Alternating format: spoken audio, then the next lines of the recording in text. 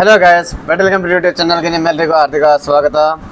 Friends, ಇವತ್ತಿನ ವಿಡಿಯೋದಲ್ಲಿ ಇಲ್ಲಿ ಗ್ರಾಮೀಣ ಡಾಕ್ ಸೇವಕ ಅಂದರೆ ಪೋಸ್ಟ್ ಆಫೀಸಲ್ಲಿ ಒಂದು ಆನ್ಲೈನ್ ಮುಖಾಂತರ ಅರ್ಜಿಗಾಗಿ ಕರೆಯಲಾಗಿದೆ. ಅದರ ಬಗ್ಗೆ ಸಂಬಂಧಪಟ್ಟಂತೆ ಈ ವಿಡಿಯೋದಲ್ಲಿ ತಮಗೆ ಸಂಪೂರ್ಣವಾಗಿ ಮಾಹಿತಿ ತಿಳಿಸ್ಕೊಡ್ತೇನೆ. ಮೊದಲಿಗೆ ನಮ್ಮ ಚಾನಲ್ಗೆ ಏನಾದರೂ ನೋಡ್ತಾ ಇದ್ದರೆ ನಮ್ಮ ಚಾನಲನ್ನು ಸಬ್ಸ್ಕ್ರೈಬ್ ಆಗಿ ಹಾಗೂ ಪಕ್ಕದಲ್ಲಿರುವ ಬೆಲ್ ಬಟನ್ ಅನ್ನು ಆನ್ ಮಾಡೋದನ್ನು ಮರಿಬೇಡಿ. ಸೊ ಫ್ರೆಂಡ್ಸ್, ವಿಡಿಯೋನ ಸ್ಟಾರ್ಟ್ ಮಾಡೋಣ. ಸೊ ಫ್ರೆಂಡ್ಸ್, ಇಲ್ಲಿ ನೋಡ್ಬೋದು, ಇಲ್ಲಿ ಇಂಡಿಯಾ ಪೋಸ್ಟಲ್ಲಿ ಇಲ್ಲಿ ಗ್ರಾಮೀಣ ಡಾಕ್ ಸೇವಕ ಅಂದರೆ GDS ಆನ್ಲೈನ್ ಮುಖಾಂತರ ಇಲ್ಲಿ ಅರ್ಜಿಯನ್ನು ಕರೆಯಲಾಗಿರುತ್ತೆ. ಅದಕ್ಕೆ ಸಂಬಂಧಪಟ್ಟಂತೆ ಯಾವ ದಿನಾಂಕಗಳ ಅರ್ಜಿಯನ್ನು ಸಲ್ಲಿಕೆ ಮಾಡೋ ದಿನಾಂಕ ಇಲ್ಲಿ ನೋಡಬೇಕಾದ್ರೆ registration and submission of the online application ಅಂದರೆ ಅರ್ಜಿಯನ್ನು ಸಲ್ಲಿಕೆ ಮಾಡುವಂಥ ದಿನಾಂಕ ಬಂದು 10 ಫೆಬ್ರವರಿ 2025ರಿಂದ 3 ಮಾರ್ಚ್ 2025ರವರೆಗೆ ಇಲ್ಲಿ ಕೊನೆ ದಿನಾಂಕವಾಗಿರುತ್ತೆ. ಹಾಗೂ ಅದೇ ರೀತಿಯಾಗಿ ಈ ಅಪ್ಲಿಕೇಶನನ್ನು ಸಬ್ಮಿಟ್ ಮಾಡಿದ ನಂತರ ಏನಾದರೂ ಅದರಲ್ಲಿ ಮಿಸ್ಟೇಕ್ಸ್ ಆದರೆ ಅದನ್ನು ಎಡಿಟ್ ಹಾಗೂ ಕರೆಕ್ಷನ್ ಮಾಡೋ ಒಂದು ವಿಡಿಯೋ ನೋಡಬೇಕಾದ್ರೆ ಇಲ್ಲಿ 6 ಮಾರ್ಚ್ 2025ರಿಂದ 8 ಮಾರ್ಚ್ 2025ರವರೆಗೆ ಇಲ್ಲೊಂದು ಕರೆಕ್ಷನ್ ಮಾಡೋಂಥ ಆಪ್ಷನಲ್ಲಿ ಕೊಡಲಾಗುತ್ತೆ. ಸೊ ಫ್ರೆಂಡ್ಸ್, ಅದೇ ರೀತಿಯಾಗಿ ಇಲ್ಲಿ ಇದರಲ್ಲಿ ಯಾವುದಾದ್ರು ಪೋಸ್ಟನ್ನು ಕರೆಯಲಾಗಿದೆ ಅಂತ ಒಂದು ನೋಡಬೇಕಾದ್ರೆ ಇಲ್ಲಿ ಮೊದಲನೇದಾಗಿ ಇಲ್ಲಿ ಬ್ರಾಂಚ್ ಪೋಸ್ಟ್ ಮಾಸ್ಟರ್ ಅಂತ ಇಲ್ಲಿ ಬ್ರಾಂಚ್ ಪೋಸ್ಟ್ ಮಾಸ್ಟರ್ ಹುದ್ದೆಯಲ್ಲಿ ಆನ್ಲೈನ್ ಮುಖಾಂತರ ಅರ್ಜಿಯನ್ನು ಕರೆಯಲಾಗಿರುತ್ತೆ.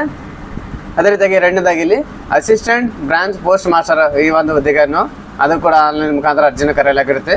ಹಾಗೂ ಮೂರನೇದಾಗಿ ಇಲ್ಲಿ ಡಾಕ್ ಸೇವಕ ಅಂತ ಹುದ್ದೆಗಾಗಿ ಇಲ್ಲಿ ಆನ್ಲೈನ್ ಮುಖಾಂತರ ಅರ್ಜಿಯನ್ನು ಕರೆಯಲಾಗಿರುತ್ತೆ. ಸೊ ಫ್ರೆಂಡ್ಸ್, ಅದಕ್ಕೆ ಬೇಕಾಗಂತ ಇಲ್ಲಿ ಯಾವ ಕ್ಯಾಟಗರಿಗೆ ಎಷ್ಟು ಸ್ಯಾಲರಿ ಇರುತ್ತೆ ಅದನ್ನು ಇಲ್ಲಿ ವಾರ್ಷಿಕ ಇಲ್ಲಿ ಮಂತ್ಲಿ ವೇತನ ನೋಡಬೇಕಾದ್ರೆ ಮಾಸಿಕ ವೇತನ ಬಂದು ಇಲ್ಲಿ ಬ್ರಾಂಚ್ ಪೋಸ್ಟ್ ಮಾಸ್ಟರ್ ಹುದ್ದೆಗಳಿಗೆ ರೂಪಾಯಿ 12,000 ರೂಪಾಯಿಂದ 29,380 ರೂಪಾಯಿ ಇಲ್ಲಿ ಬ್ರಾಂಚ್ ಪೋಸ್ಟ್ ಮಾಸ್ಟರ್ಗೆ ಇಲ್ಲಿ ಮಾಸಿಕ ವೇತನ ಕೊಡಲಾಗುತ್ತೆ. ಹಾಗೂ ಅದೇ ರೀತಿಯಾಗಿ ಅಸಿಸ್ಟೆಂಟ್ ಬ್ರಾಂಚ್ ಪೋಸ್ಟ್ ಮಾಸ್ಟರ್ ಹಾಗೂ ಡಾಕ್ ಸೇವಕ ಹುದ್ದೆಗಳಿಗೆ 10,000 ರೂಪಾಯಿಂದ 24,470 ರೂಪಾಯಿವರೆಗೂ ಇಲ್ಲಿ ಮಾಸಿಕ ವೇತನವನ್ನು ಕೊಡಲಾಗುತ್ತೆ. ಅದೇ ರೀತಿಯಾಗಿ ಫ್ರೆಂಡ್ಸ್, ಇಲ್ಲಿ ನೋಡಬೇಕು, ಇಲ್ಲಿ ಎಲಿಜಿಬಿಲಿಟಿ ಕ್ರೈಟೀರಿಯಾ ಬಂದು ನೋಡಬೇಕಾದ್ರೆ ಏಜ್ ಲಿಮಿಟನ್ನು ಇಲ್ಲಿ ಮಿನಿಮಮ್ ಏಜ್ ಅಂದರೆ ಅರ್ಜಿ ಸಲ್ಲಿಕೆ ಮಾಡಲಿ ಕನಿಷ್ಠ ವಯೋಮಿತಿ ಬೇಕು ನೋಡಬೇಕಾದ್ರೆ 18 ವರ್ಷದಲ್ಲಿ ಕನಿಷ್ಠ ವಯೋಮಿತಿಯನ್ನು ಹೊಂದಿರಬೇಕು. ಹಾಗೂ ಮ್ಯಾಕ್ಸಿಮಮ್ ಏಜ್ ಅಂದರೆ 40 ವಯಸ್ಸನ್ನು ಮೇಲ್ಪಟ್ಟ ಅಭ್ಯರ್ಥಿಗಳು ಇಲ್ಲಿ ಅರ್ಜಿಯನ್ನು ಸಲ್ಲಿಕೆ ಮಾಡಲು ಅವಕಾಶವಿರೋದಿಲ್ಲ. 40 ವಯಸ್ಸಿನವರೆಗೂ ಗರಿಷ್ಠ ವಯೋಮಿತಿಯನ್ನು ಹೊಂದಿರಬೇಕು. ಸೊ ಫ್ರೆಂಡ್ಸ್, ಅದೇ ರೀತಿಯಾಗಿ ಇಲ್ಲಿ ಏಜ್ ರಿಲ್ಯಾಕ್ಸೇಷನ್ ಇಲ್ಲಿ ಕೊಟ್ಟಿದ್ದಾರೆ. ಇಲ್ಲಿ SC ಹಾಗೂ ST ಅಭ್ಯರ್ಥಿಗಳಿಗೆ 5 ವರ್ಷ ಇಲ್ಲಿ ಏಜ್ ರಿಲ್ಯಾಕ್ಸೇಷನ್ ಕೊಡಲಾಗಿದೆ. OBC ಅಭ್ಯರ್ಥಿಗಳಿಗೆ 3 ವರ್ಷನೂ ಇಲ್ಲಿ ರಿಲ್ಯಾಕ್ಸೇಷನ್ ಕೊಡಲಾಗಿದೆ. EWS ವಿದ್ಯಾರ್ಥಿಗಳಿಗೆ ಯಾವುದೇ ಥರ ರಿಲ್ಯಾಕ್ಸೇಷನ್ ಕೊಟ್ಟಿಲ್ಲ. ಅದೇ ರೀತಿಯಾಗಿ ಇಲ್ಲಿ ಫಿಸಿಕಲ್ ಹ್ಯಾಂಡಿಕ್ಯಾಪ್ ಇದ್ದಂಥ ಅಭ್ಯರ್ಥಿಗಳಿಗೆ ಇಲ್ಲಿ 10 ವರ್ಷದಲ್ಲಿ ಕೊಡಲಾಗಿದೆ. ಅದೇ ರೀತಿಯಾಗಿ ಫಿಸಿಕಲ್ ಹ್ಯಾಂಡಿಕ್ಯಾಪಲ್ಲಿ OBC ಇದ್ದಂಥ ಅಭ್ಯರ್ಥಿಗಳಿಗೆ 13 ವರ್ಷ ಹಾಗೂ ಫಿಸಿಕಲ್ ಹ್ಯಾಂಡಿಕ್ಯಾಪ್ ಇದ್ದಂಥ ಅಭ್ಯರ್ಥಿಗಳಲ್ಲಿ SC ST ಅಭ್ಯರ್ಥಿಗಳಿಗೆ 15 ವರ್ಷದಲ್ಲಿ ಇಲ್ಲಿ ರಿಲ್ಯಾಕ್ಸೇಷನ್ ಕೊಡಲಾಗಿದೆ.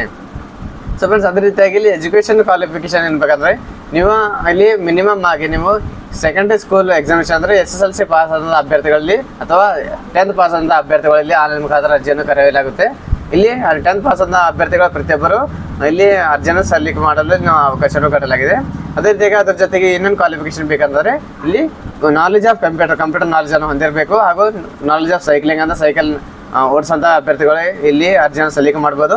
ಅಡೆಕ್ವಟ್ ಮೀನ್ಸ್ ಆಫ್ ಲೈವ್ಲಿಹುಡ್ ಅಂದರೆ ಅಲ್ಲಿ ಗ್ರಾಮೀಣ ಯಾವ ಇಲಾಖೆ ಇರ್ತೀರ ಆ ಇಲಾಖೆ ಭಾಷೆಯನ್ನು ಹೊಂದಿರೋ ಭಾಷೆಯನ್ನು ಬರಬೇಕು. ಅದೇ ರೀತಿಯಾಗಿ ಫ್ರೆಂಡ್ಸ್, ಇಲ್ಲಿ ರಿಸರ್ವೇಷನ್ ನೋಡಬೇಕಾದ್ರೆ ಇಲ್ಲಿ SC ST OBC PWBD ಹಾಗೂ EWS ಅಭ್ಯರ್ಥಿಗಳು ಇಲ್ಲಿ ಅರ್ಜಿಯನ್ನು ಸಲ್ಲಿಕೆ ಮಾಡಲು ಅವಕಾಶವನ್ನು ಕೊಡಲಾಗಿದೆ.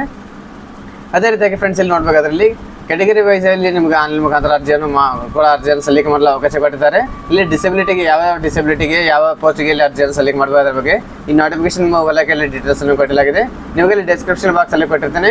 ಇಲ್ಲಾಂದ್ರೆ ಯಾವ ರೀತಿಯಾಗಿ ಸರ್ಚ್ ಮಾಡಿ ನೋಡಬೇಕು ಅದ್ರ ಬಗ್ಗೆ ಸಂಪೂರ್ಣವಾಗಿ ತೋರಿಸ್ಕೊಡ್ತೇನೆ. ಸೊ ಫ್ರೆಂಡ್ಸ್, ಅದೇ ರೀತಿಯಾಗಿ ಹೌ ಟು ಅಪ್ಲೈ ಯಾವ ರೀತಿಯಾಗಿ ಆನ್ಲೈನ್ ಮುಖಾಂತರ ಅರ್ಜಿಯನ್ನು ಸಲ್ಲಿಕೆ ಮಾಡಬೇಕಂದ್ರೆ ಇಲ್ಲಿ ಗೂಗಲಲ್ಲಿ ಬಂದಮೇಲೆ ಇಂಡಿಯಾ ಪೋಸ್ಟ್ GDS online.gov.in ಅಂತ ಇದೆ. ಇದರ ಮೇಲೆ ನಮಗೆ ಇಲ್ಲಿ ಕ್ಲಿಕ್ ಮಾಡಿದ್ರೆ ನೀವು ಇಲ್ಲಿಂದ ಅರ್ಜಿಯನ್ನು ಸಲ್ಲಿಕೆ ಮಾಡ್ಬೋದು. ಇದೊಂದು ಆನ್ಲೈನ್ ಮುಖಾಂತರ ಇಲ್ಲಿ ಇಂಡಿಯಾ ಪೋಸ್ಟ್ GDS ಅಂತ ಸರ್ಚ್ ಮಾಡಿದರೆ ಡೈರೆಕ್ಟಾಗಿ ಅದೇ ವೆಬ್ಸೈಟ್ಗೆ ತಗೊಂಡೋಗುತ್ತೆ. ಸೊ ಫ್ರೆಂಡ್ಸ್, ಇಲ್ಲಿ ಎಕ್ಸಾಂಪಲ್ ಆಗಿ ತೋರಿಸ್ಕೊಡ್ತೀನಿ. ಇಂಡಿಯಾ ಪೋಸ್ಟ್ GDS ಅಂತ ಇಲ್ಲಿ ಸರ್ಚ್ ಮಾಡಿದರೆ ಸೊ ಫ್ರೆಂಡ್ಸ್, ಇಲ್ಲಿ ನೋಡ್ಬೋದು ಫಸ್ಟ್ ಆಪ್ಷನ್ ಇಲ್ಲಿ ಬರುತ್ತೆ ಇಂಡಿಯಾ ಪೋಸ್ಟ್ GDS ಆನ್ಲೈನ್. ಇದರ ಮೇಲೆ ಕ್ಲಿಕ್ ಮಾಡ್ಕೊಳ್ಳಿ. ಕ್ಲಿಕ್ ಮಾಡಿದ ನಂತರ ಫ್ರೆಂಡ್ಸ್, ಇಲ್ಲಿ ನೋಡ್ಬೋದು ಸ್ಟೇಜ್ 1 ಸ್ಟೇಜ್ 2 ಅಂತ ಕೊಟ್ಟಿದ್ದಾರೆ. ಸ್ಟೇಜ್ 1ನಲ್ಲಿ ರಿಜಿಸ್ಟ್ರೇಷನ್ ಮಾಡಬೇಕು. ಅದೇ ರೀತಿಯಾಗಿ ಸ್ಟೇಜ್ 2ಅಲ್ಲಿ ಅಪ್ಲೈ ಮಾಡಬೇಕು. ಹಾಗೂ ಅದೇ ರೀತಿಯಾಗಿ ಆನ್ಲೈನ್ ಮುಖಾಂತರ ಪೇಮೆಂಟ್ ಇದ್ದರೆ ಪೇಮೆಂಟ್ ಕೂಡ ಇಲ್ಲಿ ಮಾಡ್ಕೋಬೋದು. ಸೊ ಫ್ರೆಂಡ್ಸ್, ಅದು ಯಾವ ರೀತಿಯಾಗಿ ಅರ್ಜಿಯನ್ನು ಸಲ್ಲಿಕೆ ಮಾಡೋದು ನೆಕ್ಸ್ಟ್ ಬರ್ತಕ್ಕಂಥ ವಿಡಿಯೋದಲ್ಲಿ ನಮಗೆ ಫುಲ್ ರಿಜಿಸ್ಟ್ರೇಷನ್ ಮಾಡಿಂದ ಪೂರ ಅಪ್ಲಿಕೇಶನ್ ಯಾವ ರೀತಿಯಾಗಿ ಸಬ್ಮಿಟ್ ಮಾಡಬೇಕಂತ ಬಗ್ಗೆ ವಿಡಿಯೋನ ಮಾಡ್ಕೊಡ್ತೀನಿ. ಸೊ ಫ್ರೆಂಡ್ಸ್, ಅದೇ ರೀತಿಯಾಗಿ ಇಲ್ಲಿ ಸೆಲೆಕ್ಷನ್ ಕ್ರೈಟೀರಿಯಾ ಬಂದು ಇಲ್ಲಿ ಮೆರಿಟ್ ಲಿಸ್ಟ್ ಅಂದರೆ ನೀವು 10th ಮಾರ್ಕ್ಸ್ಗಳಲ್ಲಿ ಎಷ್ಟು ಪರ್ಸೆಂಟೇಜನ್ನು ತಗೋತೀರಾ ಆ ಪರ್ಸೆಂಟೇಜ್ ಮುಖಾಂತರ ನಿಮಗೆ ಇಲ್ಲಿ ಸೆಲೆಕ್ಷನನ್ನು ಮಾಡಲಾಗುತ್ತೆ. ಸೊ ಫ್ರೆಂಡ್ಸ್ ಅದೇ ರೀತಿಯಾಗಿ ಇಲ್ಲಿ ಇಷ್ಟು ಡೀಟೇಲ್ಸ್ ಆಗಿ ನೀವು ಇಲ್ಲಿ ನೋಟಿಫಿಕೇಶನ್ ಕೊಡಲಾಗಿದೆ. ನಂತರ ಫ್ರೆಂಡ್ಸ್ ಇಲ್ಲಿ communication of selection and process of physical verification of documents ಅಂತ ಇದೆ.